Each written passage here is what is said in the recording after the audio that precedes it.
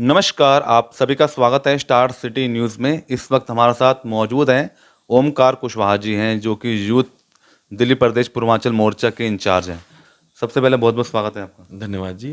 Sir, Delhi के चुनाव पे बात करेंगे। 7 सीटों में चुनाव है लोकसभा के। सर, जिस तरह आप देख रहे हैं इंडिया गठबंधन के साथ चुनाव लड़ने जा रही है, सर कैसा रिस्पॉन्स नजर आ रहा है? बहुत बढ़िया रिस्पॉन्स नज़र आ रहा है। दिल्ली की जनता जान चुकी है कि पिछले कई वर्षों से जो दिल्ली की जनता को सांसद, जो यहाँ के जो सांसद थे, 7 सांसद थे, उन्होंने जो बेवकूफ़ बनाया है, उसका उसका उनको निर्णय देने का, उसका उनको एक परिणाम देने का, भाजपा को एक सबक सिखाने का ये बिल्कुल बेहतरीन मौका है, जिस मौके को भुनाने के लिए दिल्ली की जनता बिल्कुल आतुर है। और दिल्ली की जनता ऐसी स्थिति में इंडिया गठबंधन पर भरोसा कर रही है। और आप देखिएगा कि आने वाले चुनावों के जब निर्णय आएंगे तो आपको देखने को मिलेगा कि 7-0 रिजल्ट रहता है। आप सर, मगर देखिए, सवाल मेरा ये भी है, जैसे इंडिया गठबंधन है उसको कहीं ना कहीं ठगबंधन बताया जा रहा था।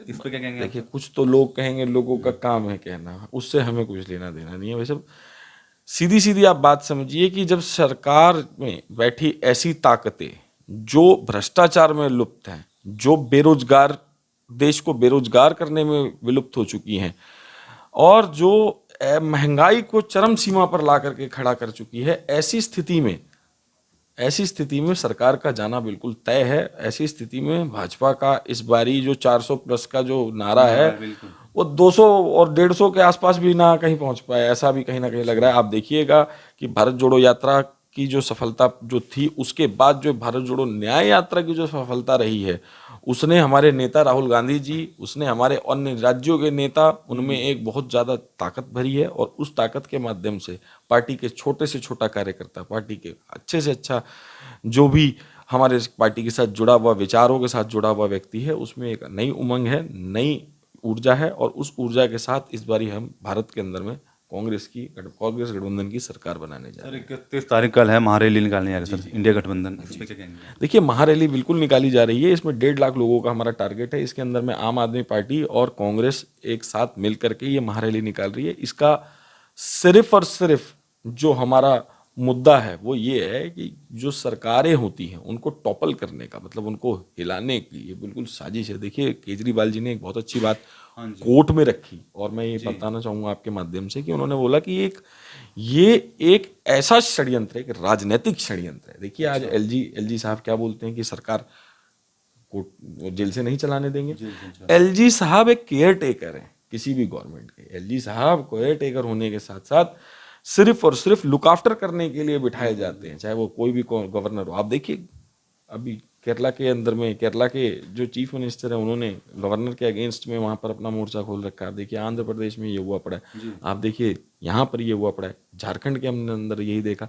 तो ये बार बार तमाम कोशिशें की जा रही हैं कि राजनीतिक षड्यंत्र के माध्यम से जहां जहां भी विपक्ष की सरकार है, जहां जहां भी विपक्ष के नेता मजबूत हैं, उनको किसी तरीके से उनको बर्बाद किया जाए और उनके नेतृत्व को शिथिल किया जाए। क्या जेल से सरकार चलेगी सर? आपको हाँ, क्या बिल्कुल लगता है? चलती है जेल। बीजेपी इसका लगातार विरोध कर रही है, इस्तीफे की मांग को लेकर। कोई बात नहीं, बीजेपी का देखिए, बीजेपी के अब कुछ दिन रह गए हैं, उनको अपनी मांग कर लेने दीजिए। कुछ दिनों बाद जब वो विपक्ष में बैठे होंगे तब उनसे बात की जाएगी कि ईडी सीबीआई के जो लीगल यूज होते हैं उनको आपने नहीं किया, उसके मिस यूज करके आपने, चाहे वो केजरीवाल जी हों या अन्य कोई भी प्रदेश के जो मुख्य राजनेता हों, उनको आपने फंसाने का काम किया है। मगर सर, मुख्यमंत्री जी को जो जेल हुई है जो शराब नीति पे, क्या लगता है जायज हुई है? क्या इसमें कोई सबूत पाए गए हैं सर? देखिए, अभी तक प्राइमा फेसी जो चार्जशीट फाइल अभी हुई नहीं है मेरे ख्याल से। जो चार्जशीट फाइल हो जाएगी तो उसके बारे में बाद में पता चलेगा। मैं एक लॉयर भी हूँ, तो मैं सोचता हूँ कि इस पे इतनी जल्दी टिप्पणी करना मेरे ख्याल से गलत है। बाकी ये है कि प्राइमा फेसी उनके अगेंस्ट में, अभी एज अ लॉयर मैं बोलूँ, एक मेरा अपना पर्सनल ओपिनियन है, उनके अगेंस्ट में कोई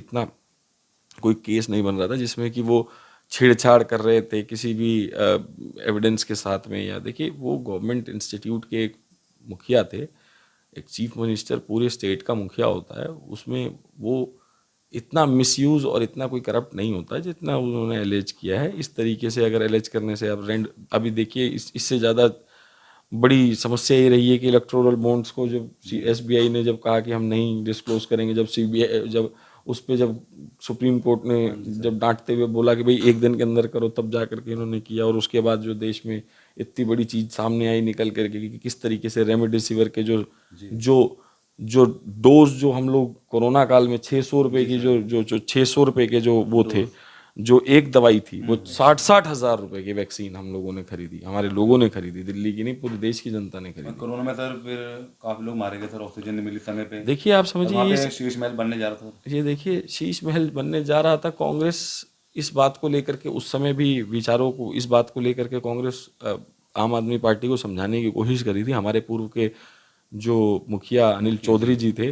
उन्होंने इस बात को लेकर के भी काफी हद तक आम आदमी पार्टी को क्रिटिसाइज किया था। देखिए जो अच्छा है सो अच्छा है और जो बुरा है सो बुरा है। अच्छा, इंडिया गठबंधन क्या लगता है कितना कामयाब हो पाएगा सर? इंडिया गठबंधन इस बार आपको देखिएगा, आपको 272 प्लस लेकर के 272 का टारगेट क्रॉस करके दिल्ली के अंदर में सत्ता पर काबिज होने वाला है। जी। अच्छा ओमकार जी, आप जैसे पूर्वांचलों के मसीहे हैं, जैसे आप एक दिल्ली प्रदेश से भी जुड़े हैं कांग्रेस से, तो पूर्वांचलों के लिए आपने मतलब क्या क्या कदम उठाए हैं, किस तरह से काम कर रहे हैं? देखिए पूर्वांचल के लोगों के लिए हम बार बार, जो पूर्वांचल से आने वाले लोग हैं उनके लिए हम बार बार आवाज़ उठाते रहे हैं। जिस तरीके से आप देखिएगा कि पूर्वांचल की जितने भी कॉलोनी हैं, जहाँ पर दिल्ली के अंदर जो कॉलोनी है जिनके अंदर पूर्वांचल के लोग रहते हैं, उन लोगों को सुविधाएं मिले, उन लोगों को न्याय मिले, मूलभूत सुविधाएं मिले, इसके लिए हमने कई स्टेप लिए हैं। अब अभी आपको पता चला होगा जब बुराड़ी के अंदर में ये मकान टूटने लग गए थे, ये बुराड़ी के अंदर में जब मकान टूटने का नोटिस आया था, उस मकान टूटने के नोटिस पे हमने, हमारी पार्टी ने और हमारी पार्टी की तरफ से, मैंने